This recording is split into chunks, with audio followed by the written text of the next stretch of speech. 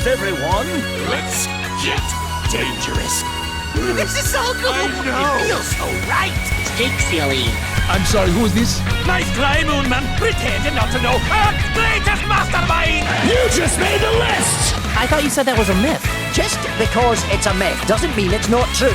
If you all blindly follow my plan, we may have a chance. Sure, we talk about it all the time. Really? No, burn. Game on, you ducks. Sorry for the late podcast this week, but physical therapy. Yes, I'm old. Neck pains just by sleeping wrong and carrying an air conditioning unit up and down the stairs a few times. But hey, you don't care about that. Let's talk about things you do care about in Thursday Night Football. Quick recap. Seahawks running backs. This is why I didn't have Kenneth Walker inside the top 15, top 20 like a lot of people asked. 60-40 split. Kenneth Walker looked better. There's no question about it. But this is kind of almost the inverse of the Steelers from last year where Jaylen Warren looked better, was only getting 40%. Well, Kenneth Walker looks better, is getting 60%, which will keep him in the RB2 conversation. But Charbonnet is still involved 40% of the time. The worst part about it and why he'll stay in the RB3 conversation is because the vast majority of third and fourth down snaps. And on top of that, 100% of the goal line rushes. He actually had 3 goal-to-go touches to 2 for Walker, and then 100% of the goal-to-go, or the goal line. Sorry to say that. And sorry for everybody out there that saw that and dealt with it as a Kenneth Walker manager, especially because it was almost 2 touchdowns, if not for that weird, that wasn't a holding call on JSN, but whatever. Let's move on. Quarterbacks this week, Justin Fields is good to go. You guys know my feelings about Justin Fields. He's going to be a back-end QB1. He has top 5 upside any given week, and any given week he has bottom 5 downside. So if you want to ride the roller coaster, like I said, you're going to get a lot more of the upside than the downside. You just have to grin and bear it when it comes to the downside. So I'm going to have him back in QB1. Brock Purdy is good to go. On the flip side, Juwan Jennings is questionable. Juwan Jennings plays at 4 o'clock. There are 4 p.m. games. By the way, reminder, once again, Dublin at 9:30 a.m. and 2 Monday Night Football games this week. But you do have a legitimate, probably backup plan on your team if you want to wait for Jennings. He'll slide in very close to Pearsall. We'd have to have really good news for him to leapfrog Pearsall if it's going to continue to be up till game time and going to play through it. He is somebody that continues to play through injuries throughout his career when he can. But unless we get 100% full to go, he's going to stay right behind Pearsall, even against Jacksonville, which has been sneaky decent, especially with the turnover department, at least for their secondary. Jaden Daniels is out. Marcus Mariota is right there with Justin Fields.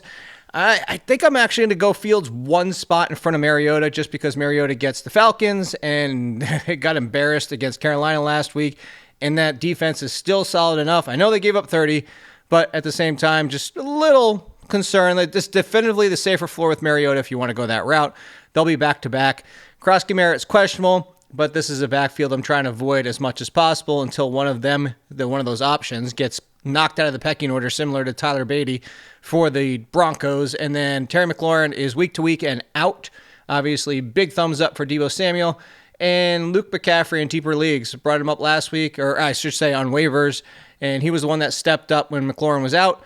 And could see some wide receiver 4 boom or bust play against the Falcons. And if maybe this is a surprise shootout, but I think it might go the other direction. Baker Mayfield is questionable. At least we have a 1 o'clock game, so you'll get your answer. But facing the Philadelphia Eagles secondary, and Chris Godwin is questionable, which I wasn't recommending risking him unless you really needed that boom upside. I don't know that Godwin's going to be out there for the full game, even if he's active. And if he's not active, then it's Sterling Shepard stepping up to 2. We still like Ibuka, but Baker Mayfield with a bicep, and then what if they turn to the run more? I don't know. This is just I know they get Wirfs back, but I'm not loving Baker Mayfield, the feel of it. And watch, now he's going to go throw 3 touchdowns. Real quick on a trade front, there's been some rumblings that Breece Hall could get traded if the Jets continue to struggle or struggle enough to fall out of playoff contention. And that wouldn't be shocking. I would say Braylon Allen, the Trey Benson situation was already your warning bell.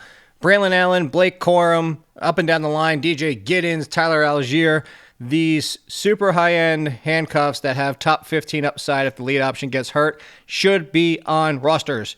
Drop anybody that you haven't used at all yet, basically, at this point for those options, because you don't want to be chasing them on waivers or watch them go to another manager and they reap the benefits, like Trey Benson, which, by the way, to go back to that, this was kind of expected against the Seahawks run defense. Trey Benson, still a good game. I know DeMercado got the touchdown, but it's still positive for Trey Benson, still top 15-ish value. Don't fret. That was exactly kind of what we expected from that game for Trey Benson.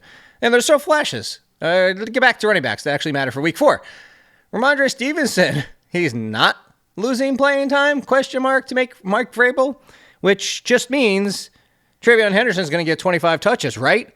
It's the Patriots, it's Vrabel, it's McDaniels, they do what they do. It sounds like they really do trust Stevenson, so this is yet another backfield. I'm just staying far away. I know it's Carolina and people want to, and you could argue that Stevenson and Henderson are both RB3s. I have them pretty much back-to-back with ceilings for top 15 finishes, but it's gross. I would lean Stevenson barely over Henderson, but I don't want to trust either, despite the fact that I know it's a tasty matchup. Jaylen Warren for the Steelers is now all of a sudden questionable. It sounded like it was a rest situation for him, and then all of a sudden on Friday they listed him as questionable. Watch that. Kenneth Gainwell will be up against Minnesota. It is not a good matchup. It is in Dublin, as mentioned. And maybe Caleb Johnson starts to get some touches. If no Jaylen Warren, I would expect him to. I don't think they would ride Kenneth Gainwell for 20 touches. But that being said, if you're desperate at running back and Warren is out, you could start Kenneth Gainwell. But I think Kenneth Gainwell would actually start over both Patriots if Jaylen Warren is out, to kind of give you an idea of where he would be. But it's risky. Xavier Worthy at wide receiver. Xavier Worthy will play for the Chiefs with a brace and probably decoy-ish, maybe 50% of the snaps, 70, 30, we have no idea. This is the definition of Hail Mary play, because could legitimately get a Hail Mary type throw and go 50 yards for a touchdown. Might get one catch for 13 yards. Might not get anything. So that's your choice to make. Back to Carolina, Tedero McMillan is questionable, and it sounds like legit questionable. And on top of it, Christian Gonzalez is back for the Patriots. So this is a little bit concerning for him.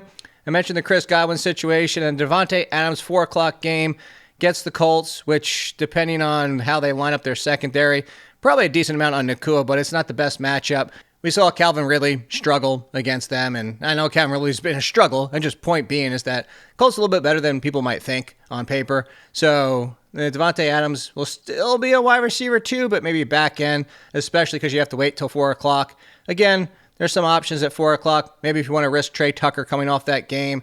Who else could be out there? If you take a Hail Mary play on one of the Ravens getting a touchdown. And yeah, the Packers, and then of course George Pickens, and then Kevontae Turpin or Jalen Tolbert. But I really don't want to go that far. That's bleh. Did you catch that? Bleh. And last, before we get out of here, Isaiah Likely might make his return.